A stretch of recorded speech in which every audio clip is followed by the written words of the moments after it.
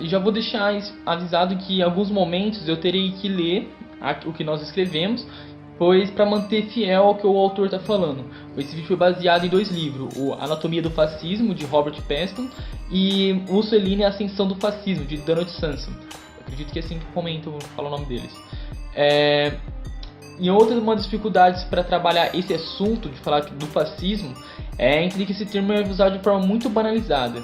Ele se utiliza também de muitas outras ideologias e se apropria de símbolos históricos, mitos, heróis, ícones, tradições, onde ele quer mobilizar as pessoas.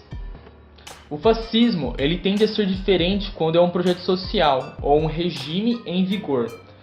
Quando um projeto social ele adota uma retórica populista contra o regime em vigor, apelando para o emocional, tocando em assuntos como corrupção, a podridão do governo, a fraqueza das instituições, a crise econômica da nação, sem muitas vezes nem apresentar uma solução plausível para esses problemas. Não que o populismo seja uma característica só do fascismo, mas todo fascismo ele é populista. E esse foi o fascismo como um projeto social. Quando ele está em um regime em vigor, o fascismo tende a ser um autoritário, hierárquico, elitista e trabalha na manutenção do estado escuro, desde que seja ele quem gestione esse estado. Uma outra situação importante para entender o fascismo é entender que muitas vezes ele entra em posturas contraditórias. Exemplo, diz que o fascismo se dizia ser revolucionário, mas insistia sua lealdade à monarquia.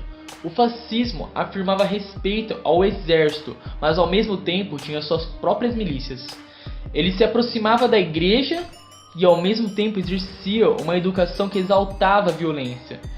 Ele prendia o controle estatal rígido e ao mesmo tempo que tentava satisfazer os interesses do livre mercado, principalmente das indústrias. De forma simples, para definir o fascismo, é entender que ele se baseia no sistema autoritário, em uma base de militares nacionalistas, trabalhando com as elites tradicionais. Isso é uma coisa que é importante vocês entenderem hoje, pois muitos julgam o fascismo é um sistema que é de esquerda. Não, o fascismo ele atuou com os liberais dentro da Itália, ele atuou com os liberais fora da Itália, quando ele foi gestionado dentro do nazismo, pois o nazismo ele parte do fascismo, e ele perseguiu a movimentos sindicais de esquerda e socialistas. A retórica do fascismo apoia sempre baseada em uma crise terrível, muito além do alcance das soluções tradicionais. É por isso que nós sempre tratamos o Bolsonaro como uma situação fascista. Ele usa um argumento emocional, aqui lidando com problemas que são justos, os problemas, mas dando uma resposta simples, de fácil assimilação. Isso é uma característica do fascismo. Quando é uma outra característica, uma ideologia fundada no culto do chefe que sozinho é capaz de liderar e reconstruir os valores nacionais e encarar o suposto destino histórico de sua nação. O fascismo então, ele tem essa característica de buscar um líder, uma direção. E por isso que nós, muitas vezes, todos os anarquistas e alguns socialistas marxistas também, têm esse medo de colocar a responsabilidade da solução da nação em uma pessoa. Por entendemos que isso é um problema que pode se tornar muito grave, dependendo como for trabalhado. Uma outra característica do fascismo é a ênfase nos valores tradicionais e a contraposição à modernidade e à recriação a partir de invenções e tradições. Então é quando ele utiliza de valores morais, valores tradicionais, por exemplo, o que hoje os movimentos conservadores fazem, para sobrepor os problemas atuais. O fascismo então ele tem essa situação de ser contra a forma moderna de democracia, ser contra o Estado, sem propor uma solução radical para essas situações, mas sem necessariamente ser uma solução realmente plausível e que resolva o problema, e que sempre trabalha em valores morais e não racionais.